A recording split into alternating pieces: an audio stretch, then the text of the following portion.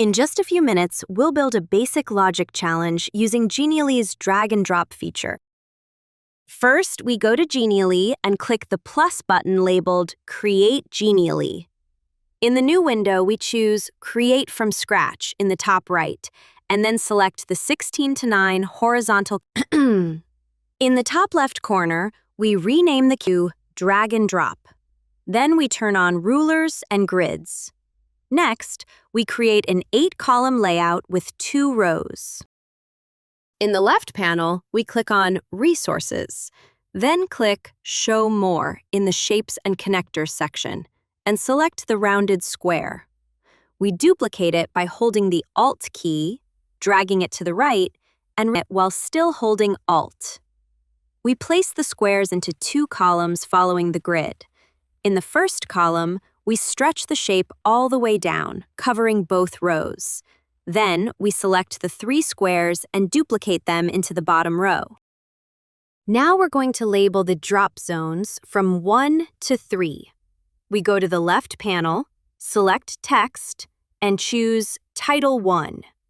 We type the number 1 and align it with the background square. Then we switch to Paragraph and center align the text. We set the font size to 230. Next, we hold Alt, drag the number to the remaining boxes, and change the numbers to 2 and 3. Now we select the containers by holding Shift, click Shadow, and set the color to the lightest gray in the palette. We reduce the opacity to 30%. And finally, we group each number with its corresponding box. Now, we're going to use Genially's resources to create the characters.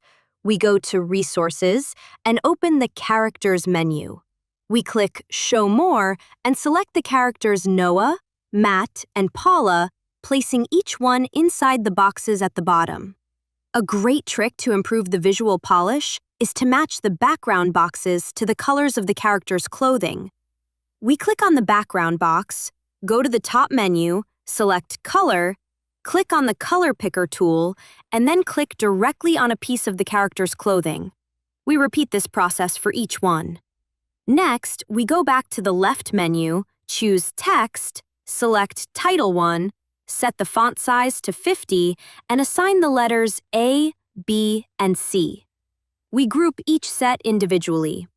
After grouping them, we select the 3 groups, go to Animation, choose the Interactive option, and under Mouse Hover, we select Filter and set it to blue. This way, when we hover over the flashcards, we can clearly see which one is selected.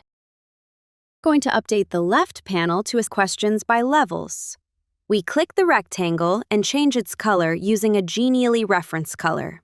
Then, from the left panel, we go to Text, to Title 1, type Level 1, center align it, choose a color, and click the Shadow button. Next, we select Subtitle and write Select the correct order.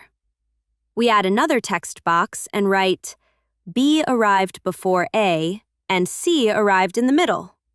Now we click each in the correct order. We click the button in the bottom right corner to confirm, and that's it. Level 1 is finished. If the player gets it right, we're going to assign actions. First, we'll show a victory signal using the confetti effect. Then, we'll add the action to go to the next level page. For the next level, we go to Transitions, then Navigation, and select Microsite. We hover over the slide and click Duplicate. In the duplicate, we update the level number, the clues, and the correct order of the flashcards. We repeat the same process for level 3.